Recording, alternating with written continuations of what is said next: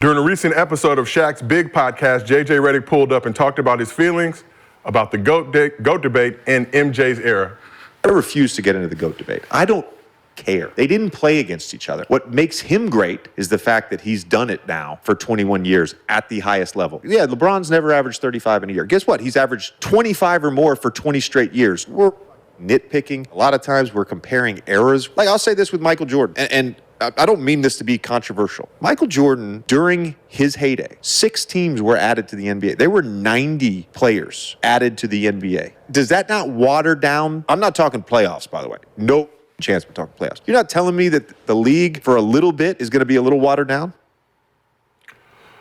So, Brandon, what is your reaction to JJ Reddick saying that the league was watered down by expansion during MJ's era? I was 5 years old. So how the hell would I know? You wasn't tripping, but you're a basketball historian. You're an older man now. You get to look back. I mean, I just think what MJ did for the game helped it grow. So I don't think anything is watered down. I think anybody from Magic on to Larry to Mike to Kobe, Shaq, they all helped elevate the game. So I think everybody's done their job. So to JJ's point, from I believe 88 to 95, league added 6 teams. Hornets and Heat, I believe in 88. 89 was Magic and Timberwolves, and then 95 was Raptors, Grizzlies. And you have players like Magic and even Rodman, who was a member of the Bulls' second three-peat, saying the league was not up to par back then. But Rashad, saw you rolling your eyes when JJ was talking. Mm-hmm. What's your reaction to him saying that MJ's era was watered down by expansion? Well, like his first 2 sentences, maybe 3 sentences, was I'm not gonna debate the GOAT debate. Then proceeds to debate. to fucking debate, and then uses Jordan's era to catapult LeBron. He didn't mention nobody else but LeBron and Jordan, right? Which is supposedly the GOAT debate? Earlier in that clip, Shaq basically said, if you're going to have a GOAT debate, then you need to include Kobe. Right. Yeah. Yeah. And then JJ. Yeah, like he didn't play against Kobe. You know what I'm saying? And then proceeds to say it's watered down. Michael Jordan did what he did for the game, right? So how is the game not watered down now? You feel like the game is watered down? I'm asking the question. How is the game not watered down now like it was when Mike was playing? LeBron and JJ on your podcast, please talk about how the game is watered down now. Huh? You was walking to the finals 9 straight, 10 straight years. You playing with everybody who at your damn skills camp. You run up and down the court, can't get touched, don't nobody want to run in front of you, can't nobody say nothing to you in the public because they won't be your friend. It's the same shit was happening with Mike. I want to wear Michael Jordans. I want to be in the Space Jam movie. So to JJ's point, 6 teams added during that window. I think the league expanded by around 25% during that time. The league expanded by 25%. Now it's about 7 more teams. Ain't got nothing to do with being watered down. How would it look now? The competition is the competition, right? Mm-hmm. Mm-hmm. Right. If you consider Michael Jordan dealing with whoever was in front of him and dealing with him accordingly, cool. If you're gonna consider LeBron doing the same, cool. But don't say it's watered down for the sake of trying to put LeBron ahead of him. That don't make no sense. Okay. Did he put LeBron ahead of him? Yeah. He did? Yeah. He said LeBron's number 1? Yeah. I don't think he said that. Yeah, that's what he was insinuating to his crowd. Out here insinuating? Yeah, it's insinuation. 21 years at the highest level. So what did he say about Kobe? Did he say anything about Kobe? Not that particular clip, but prior to that clip, Shaq basically said, if you're going to have a GOAT debate, there's no way that you can't include Kobe in it. So, Gil, when you hear JJ Reddick saying that the NBA was watered down during MJ's era by adding 6 additional teams and 90 players, what is your reaction to that? I think he's inaccurate on his math. I can see where his math is coming from, 6 teams, 15 players is 90 players, right? So that's where he's getting it from, not realizing, what history was.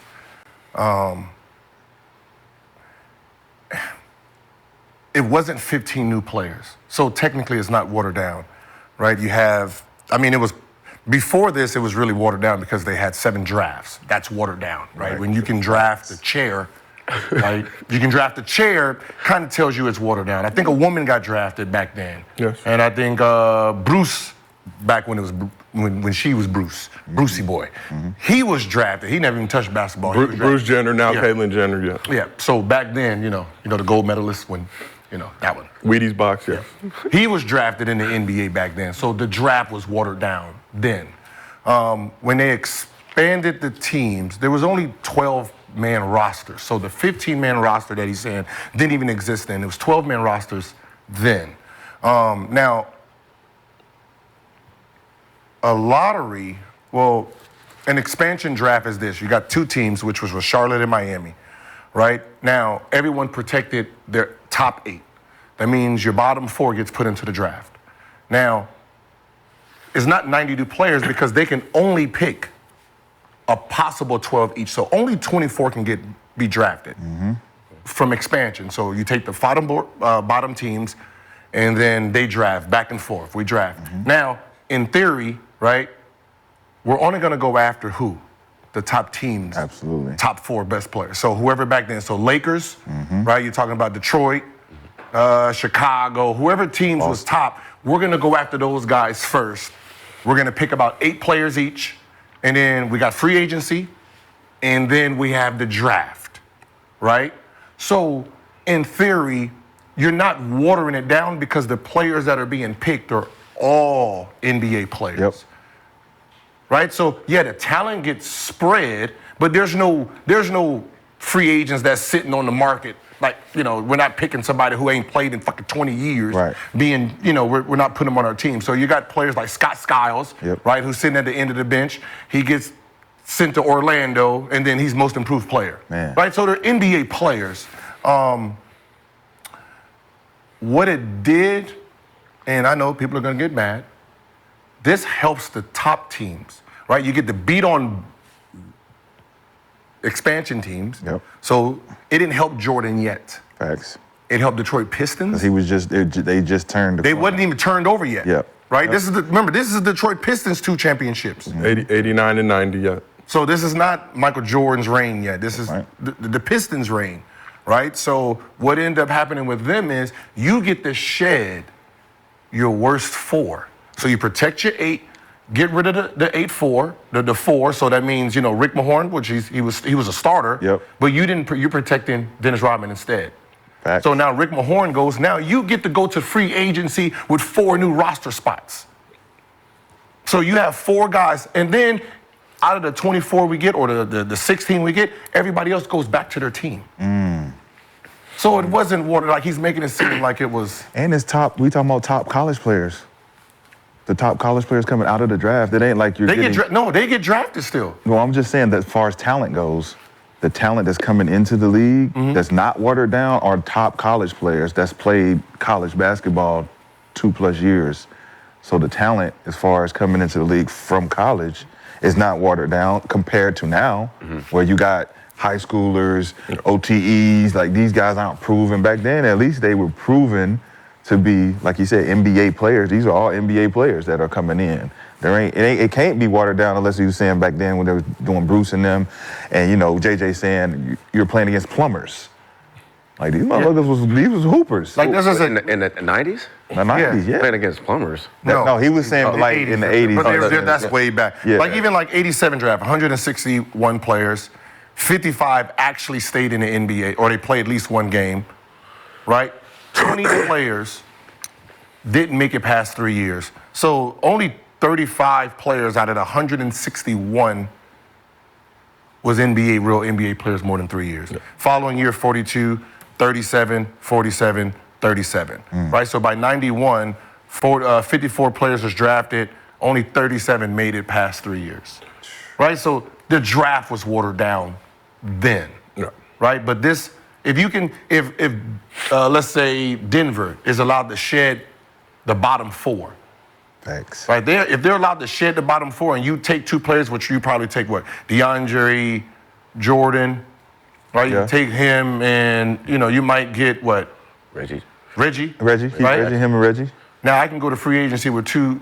I'm hoping you take that money off my books so I can go back and, get 2 free agents that I wasn't expecting. Right. So it boosted the topper teams. But just from the other side of it, Gil, to your point, if it's 12 roster spots, I'm adding 6 new teams. That's 72 roster spots that didn't previously exist prior to that point. That means that's 72 players who may be NBA level talent who wouldn't have had jobs or would have been pushed out of the league that now get an opportunity. So, but it works both ways, because you might get some boo-boo dudes who now get to start, but you also get some dudes who are up and coming now get a better opportunity and get to showcase their skills. Or those guys that were stacked up on those good teams, can now spread out, right? They didn't have the other teams and opportunities to play on other teams, but now they're like, all right, we're not stacked up on Boston now. We're not stacked up on LA now. We can, I can go over here and now get to play. It created more jobs, but the ideal of there's just like we just threw in 90 new players. Just 90 new.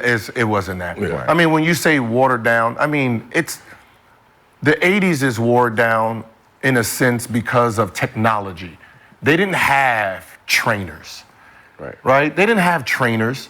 They didn't have, development skill coaches. They didn't even have shooting machines, right? They had to literally throw the ball out themselves, do the little turn, hit the little mid-range, right?